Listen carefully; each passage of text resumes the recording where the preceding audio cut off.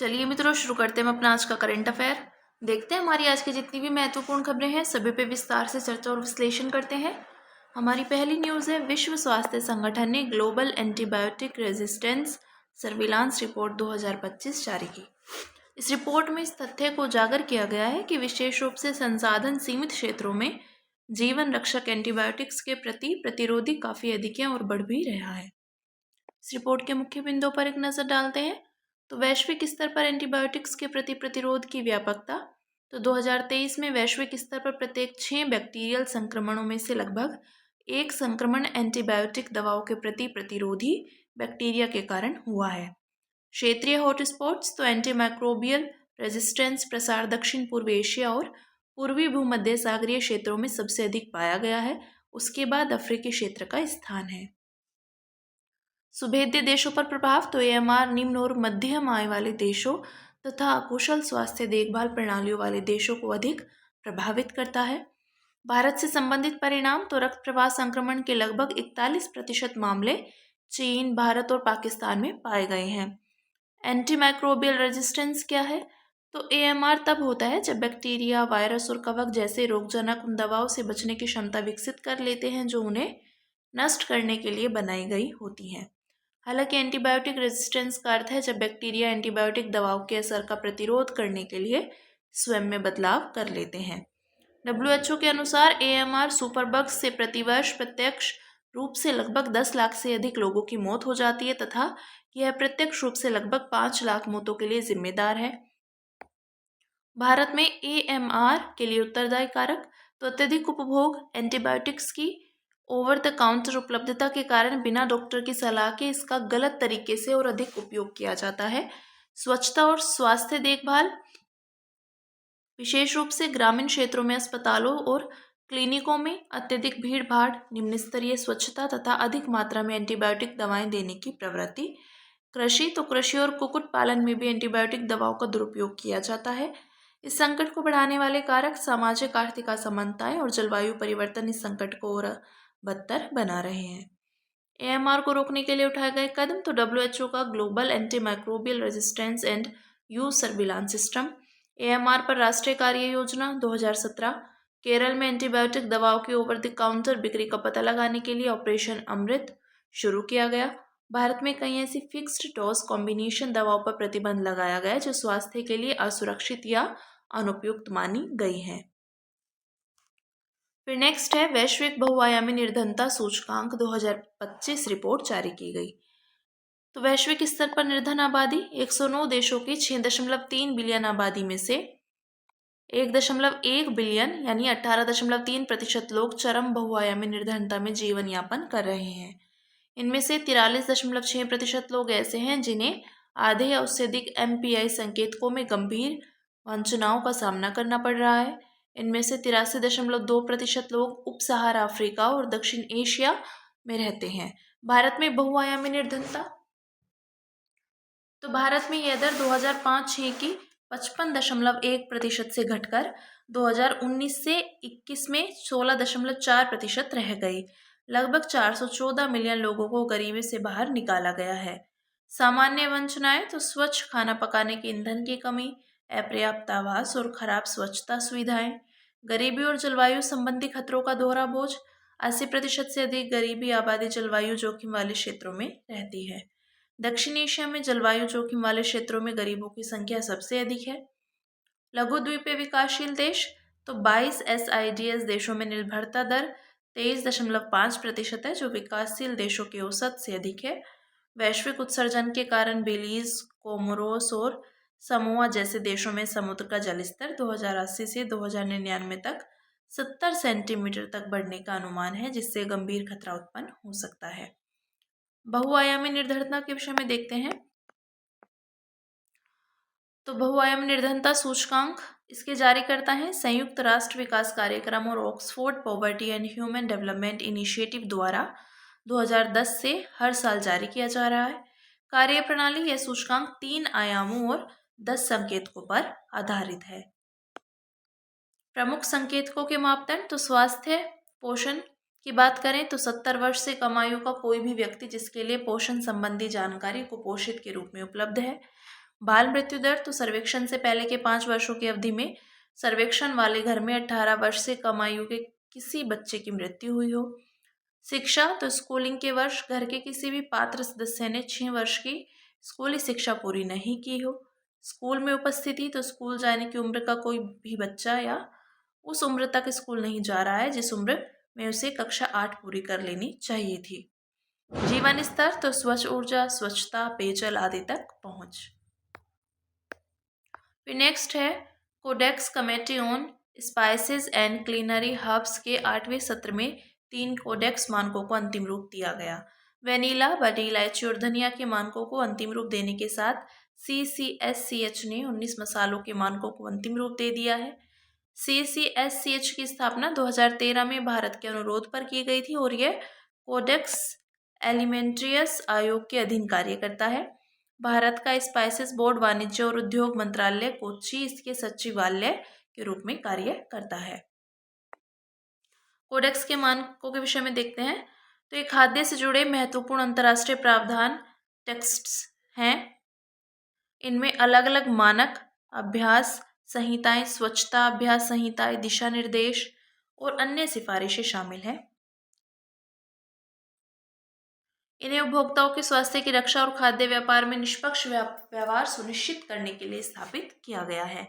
CAC द्वारा अपनाए गए खाद्य मानकों और संबंधित टेक्स्ट्स के संग्रह को कोडेक्स एलिमेंट्रियस के रूप में माना जाता है। कोडेक्स टेक्स्ट्स राष्ट्रीय खाद्य कानूनों पर आज्ञाकारी नहीं है और अधिकांश मामलों में सदस्यों के बीच आम सहमति से अपनाए जाते हैं। हालांकि विश्व व्यापार संगठन का सैनिटरी और फाइटोसैनिटरी उपायों से संबंधित समझौता कोडेक्स मानकों को खाद्य सुरक्षा के लिए अंतर्राष्ट्रीय बेंचमार्क के रूप में मान्यता देता है। कोडेक्स एलिमेंट्रियस कमीशन यानी मुख्यालय इसका रोम, इसके विषय में देखते हैं। उत्पत्ति की बात करें तो इसे 1963 में स्थापित किया गया था। यह एक अंतर्राष्ट्रीय खाद्य मानक निर्धारक निकाय है। इसकी स्थापना विश्व स्वास्थ्य संगठन और खाद्य एवं कृषि संगठन ने संयुक्त रूप से की है। उद्देश्य है उपभोक्ताओं के स्वास्थ्य की रक्षा करना और खाद्य पदार्थों के व्यापार में उचित व्यवहार सुनिश्चित करना। सदस्य हैं भारत सहित इसके 189 सदस्य हैं। इनमें 188 देश और एक संगठन अर्थात यूरोपीय संघ शामिल है। आयोग की बैठक वर्ष में एक बार जिनेवा और रोम में बारी बारी से होती है। वेनिला के विषय में देखते हैं तो यह ऑर्किड परिवार की एक उच्च मूल्य वाली मसाला फसल है। इसका व्यापक रूप से भोजन और पेय पदार्थों में फ्लेवर के लिए उपयोग किया जाता है। यह मैक्सिको से ब्राजील तक अटलांटिक तट का मूल पादप है। उत्पादन प्रमुख उत्पादक देश मेडागास्कर, इंडोनेशिया, मैक्सिको आदि हैं। भारत मुख्य रूप से केरल, कर्नाटक और तमिलनाडु में उगाया जाता है। भारत इसका निवल आयातक है। उपज के लिए आदर्श परिस्थितियां तो ऊंचाई समुद्र तल से 1000 मीटर तक। जलवायु गर्म और आर्द्र उष्णकटिबंधीय जलवायु है। इसका तेज धूप से बचाव करना चाहिए। वर्षा की बात करें तो 2 महीने की शुष्क अवधि के साथ अच्छी तरह से वितरित वर्षा। मिट्टी हल्की, सरंध्र और भुरभुरी मिट्टी। फिर नेक्स्ट है ट्रांसजेंडर व्यक्तियों के लिए राष्ट्रीय समान अवसर नीति बनाने हेतु सुप्रीम कोर्ट ने समिति का गठन किया। तो जैन कौशिक बनाम भारत संघ और अन्य मामले में सुप्रीम कोर्ट ने ट्रांसजेंडर व्यक्ति अधिनियम 2019 में निहित मुद्दों और ट्रांसजेंडर व्यक्तियों द्वारा सामना किए जा रहे भेदभाव को उजागर किया था। देखते हैं सुप्रीम कोर्ट ने ट्रांसजेंडर व्यक्तियों द्वारा सामना किए जाने वाले निम्नलिखित मुद्दों को रेखांकित किया।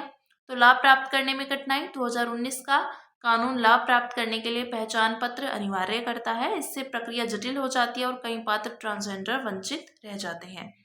उचित आवास का अभाव। तो ट्रांसजेंडर व्यक्तियों को शैक्षणिक संस्थाओं, गरिमा गृह, आश्रय गृहों जैसी सार्वजनिक संस्थाओं तक पहुंचने में बाधाओं का सामना करना पड़ता है। प्रशासनिक अक्षमता। उदाहरण के लिए अधिकांश राज्यों ने अब तक ट्रांसजेंडर प्रोटेक्शन सेल्स स्थापित नहीं किए हैं। सामाजिक हेय दृष्टि। तो समाज में अभी ट्रांसजेंडर समुदाय के प्रति स्वीकार्यता, जागरूकता और सहानुभूति की कमी है। कानूनी और पहचान संबंधी मुद्दे। 2019 का अधिनियम लैंगिक पहचान के प्रमाणन के लिए जिला मजिस्ट्रेट द्वारा प्रमाणीकरण अनिवार्य करता है, जो स्व पहचान के अधिकार का उल्लंघन है। ट्रांसजेंडर व्यक्ति अधिनियम 2019 के प्रमुख प्रावधान। तो ट्रांसजेंडर व्यक्ति वह है जिसकी लैंगिक पहचान जन्म के समय निर्धारित लिंग से मेल नहीं खाती है। पहचान की मान्यता। तो यह अधिनियम स्व अनुभूत लैंगिक पहचान का अधिकार प्रदान करता है। जिला मजिस्ट्रेट द्वारा जारी किया गया एक पहचान पत्र प्रमाण पत्र अधिनियम के तहत ट्रांसजेंडर व्यक्तियों को अधिकार प्रदान करता है। भेदभाव का निषेध तो शिक्षा, नियोजन, निवास आदि सभी क्षेत्रों में ट्रांसजेंडर व्यक्तियों के साथ भेदभाव निषिद्ध है। सरकार द्वारा उपाय तो पूर्ण भागीदारी सुनिश्चित करने के लिए कल्याणकारी योजनाएं बनाना, जैसे व्यावसायिक प्रशिक्षण, स्वास्थ्य सेवा आदि। अधिनियम राष्ट्रीय ट्रांसजेंडर व्यक्ति परिषद की स्थापना का प्रावधान करता है। फिर नेक्स्ट है ट्रांसजेंडर व्यक्तियों के कल्याण के लिए उठाए गए अन्य कदम। तो NALSA निर्णय 2014, तो इसमें ट्रांसजेंडर व्यक्तियों को कानूनी रूप से थर्ड जेंडर के रूप में मान्यता दी गई थी। ट्रांसजेंडर व्यक्तियों के लिए राष्ट्रीय पोर्टल, तो इससे पहचान प्रमाण पत्र और पहचान पत्र प्राप्त करने के लिए लॉन्च किया गया। इसने किसी भी प्रकार के भौतिकी इंटरफेस की आवश्यकता समाप्त कर दी है। स्माइल तो आजीविका और उद्यम के लिए हाशिए पर रहने वाले व्यक्तियों को सहायता योजना, तो इसका उद्देश्य ट्रांसजेंडर व्यक्तियों का व्यापक कल्याण और पुनर्वास करना है। फिर नेक्स्ट न्यूज है हमारी, भारत के स्वर्ण भंडार ने पहली बार $100 बिलियन मूल्य का आंकड़ा पार किया। तो विदेशी मुद्रा भंडार पर भारतीय रिजर्व बैंक के नवीनतम डेटा के अनुसार भारत का स्वर्ण भंडार यानी गोल्ड रिजर्व $102.3 बिलियन का हो गया। इस वजह से भारत के विदेशी मुद्रा भंडार में स्वर्ण का हिस्सा लगभग 15% हो गया है, जबकि एक दशक पहले लगभग 7% था। RBI का स्वर्ण भंडार क्यों बढ़ रहा है? तो मुद्रा भंडार में विविधता लाने के लिए विदेशी मुद्रा परिसंपत्ति स्रोत में विविधता लाई जा रही है और अमेरिकी डॉलर पर निर्भरता को कम किया जा रहा है। ये सारे प्रयास डॉलराइजेशन की दिशा में कदम है।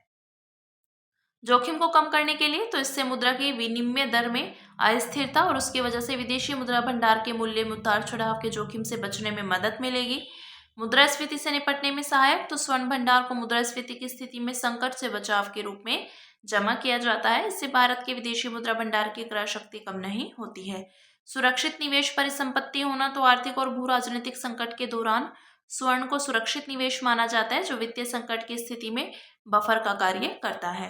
विदेशी मुद्रा भंडार में स्वर्ण का हिस्सा बढ़ाने से जुड़े जोखिम तो कम तरलता या कम आपूर्ति कम होने से स्वर्ण को नकदी में बदलने की प्रक्रिया धीमी और महंगी होती है।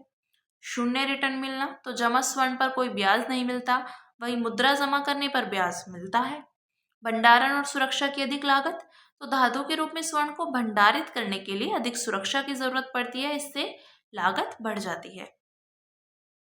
भारत के विदेशी मुद्रा भंडार के घटक तो विदेशी मुद्रा परिसंपत्ति अमेरिकी डॉलर, यूरो, पाउंड स्टर्लिंग, ऑस्ट्रेलियाई डॉलर और जापानी येन जैसी मुद्राओं में रखी जाती हैं। RBI के पास स्वर्ण भंडार, अंतर्राष्ट्रीय मुद्रा कोष के पास भंडारण तो विशेष आहरण अधिकार, यह IMF द्वारा सृजित ब्याज अर्जन वाली आरक्षित परिसंपत्ति है।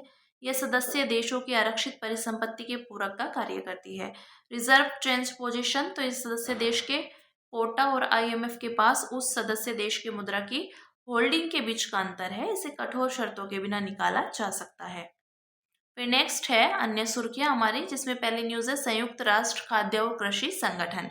तो FAO ने 16 अक्टूबर को विश्व खाद्य दिवस 2025 के अवसर पर भारत के साथ अपनी 80 वर्षों की साझेदारी को रेखांकित किया।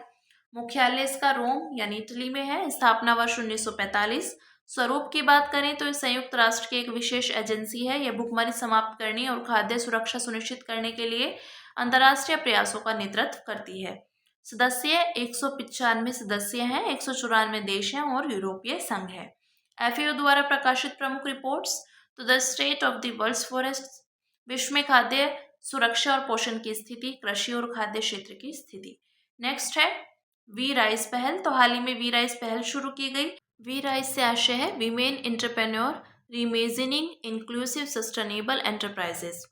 इसके विषय में देखते हैं तो नीति आयोग के महिला उद्यमिता मंच ने DP वर्ल्ड के साथ मिलकर अपने अवॉर्ड टू रिवॉर्ड पहल के तहत इसे शुरू किया है।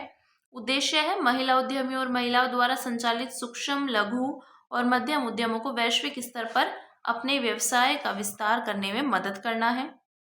इसके लिए उन्हें व्यापार सुविधाएं, मेंटरशिप और रणनीतिक साझेदारियां प्रदान की जाएंगी।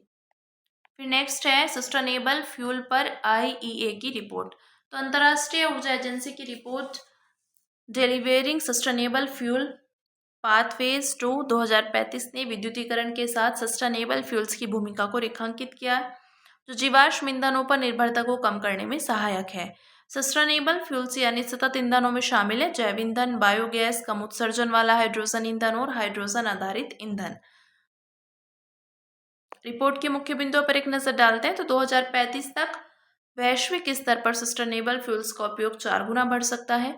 2024 में सस्टेनेबल फ्यूल्स की आपूर्ति की वजह से वैश्विक तेल की मांग में लगभग 25 लाख बैरल प्रतिदिन की कमी आई। स्वच्छ ऊर्जा अपनाने हेतु IEA ने निम्नलिखित 6 प्राथमिक कार्यों की पहचान की।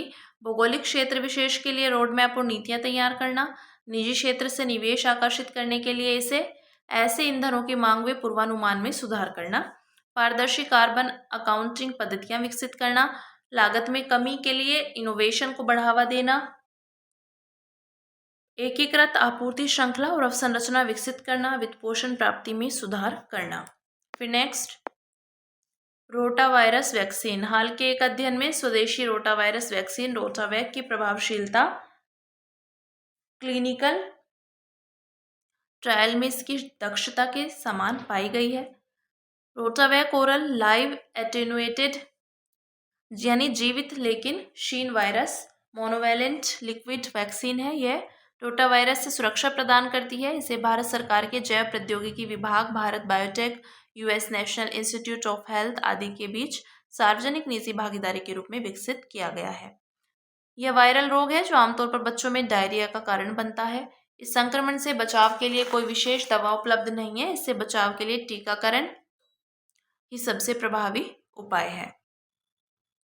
फिर नेक्स्ट, बाथो धर्म। तो असम के बोडा समुदाय के बाथो धर्म को आगामी जनगणना में अलग कोड प्रदान किया गया है। यह बोडो समुदाय का पारंपरिक धर्म है। बोडो मुख्य रूप से असम और उत्तरी बंगाल का देशज समुदाय है। बाथो का अर्थ है 5 सिद्धांत। यह इस विश्वास पर आधारित है कि दुनिया 5 तत्वों यानी पंचभूत के समान से बनी है, जिनके नाम है हा, पृथ्वी, द्वी, जल और अग्नि, बार, वायु और ओखरांग, आकाश। यह धर्म प्रकृति का सम्मान करने और इनमें संतुलन बनाए रखने की आवश्यकता पर बल देता है। बाथो धर्म में परम सत्ता की उपासना बाथो बवाराय के रूप में की जाती है, जिन्हें सिबावाराय, सियु बवाराय, जियु बवाराय और नुआथारी भी कहा जाता है। बाथो बवाराय को सीजू पौधे द्वारा प्रतीकात्मक रूप से दर्शाया जाता है। फिर नेक्स्ट है ओरल रिहाइड्रेशन सॉल्यूशन ORS। तो हाल ही में भारतीय खाद्य संरक्षा और मानक प्राधिकरण ने खाद्य सुरक्षा और मानक अधिनियम 2006 के तहत एक आदेश जारी किया है। इस आदेश द्वारा उन सभी पेय पदार्थों पर ORS शब्द का उपयोग करने पर प्रतिबंध लगा दिया गया है जो विश्व स्वास्थ्य संगठन के मानकों का पालन नहीं करते हैं। ORS नमक और चीनी का एक घोल है जिसे स्वच्छ पानी में घोलकर पिया जाता है। यह तेज दस्त, लू या किसी भी अन्य बीमारी से होने वाले निर्जलीकरण के इलाज में उपयोगी होता है। ORS का निर्धारित फॉर्मूला WHO और यूनिसेफ द्वारा स्वीकृत सोडियम क्लोराइड 2.6 ग्राम प्रति लीटर, ग्लूकोज एनहाइड्रस 13.5 ग्राम प्रति लीटर, पोटेशियम क्लोराइड 1.5 ग्राम प्रति लीटर, ट्राई सोडियम साइट्रेट हाइड्राइटेट 2.9 ग्राम प्रति लीटर। इसे सबसे पहले 1971 में भारतीय पब्लिक हेल्थ विशेषज्ञ दिलीप महालनोबिस द्वारा विकसित किया गया था। अंत में बात करेंगे सुर्खियों में रहे स्थल की, जो है वेनेजुएला, राजधानी काराकस। तो कथित रूप से नशीले पदार्थ ले जाने वाले वेनेजुएला की नौकाओं पर अमेरिकी नौसैनिक हमलों के बाद वेनेजुएला ने कोलंबिया से लगी अपनी सीमा पर सैनिक तैनात किए हैं। वेनेजुएला दक्षिण अमेरिका के उत्तरी सिरे पर स्थित है। वेनेजुएला के उत्तर में कैरेबियन सागर और अटलांटिक महासागर, पूर्व में गुयाना, दक्षिण में ब्राज़ील तथा दक्षिण पश्चिम में पश्चिमी कोलंबिया स्थित है। कैरेबियाई सागर के कई द्वीपों का प्रशासन इसके हाथ में है, जैसे कि ला आर्चिला द्वीप समूह। भौगोलिक विशेषताओं की बात करें तो जलवायु यहाँ गर्म और आर्द्र उष्णकटिबंधीय जलवायु पाई जाती है, जो उच्च भूमियों में अपेक्षाकृत सामान्य होती हैं। प्रमुख नदी और जल निकाय ओरिनोको नदी अटलांटिक महासागर से मिलती है। रियो नीग्रो अमेजन नदी में मिल जाती है। माराकाइबो झील आदि। दुनिया का सबसे ऊंचा जल प्रताप जो है एंजेल फॉल, जो चुरू नदी पर स्थित है। वेनेजुएला के पास दुनिया का सबसे बड़ा तेल भंडार और बड़ी मात्रा में गैस भंडार भी है। ये बात की हमने वेनेजुएला की। तो हमारी आज की जितनी भी महत्वपूर्ण खबरें थी, हमने सभी पे विस्तार से चर्चा और विश्लेषण किया। अब इसी के साथ मिलते हैं कल अपनी नई खबरों के साथ।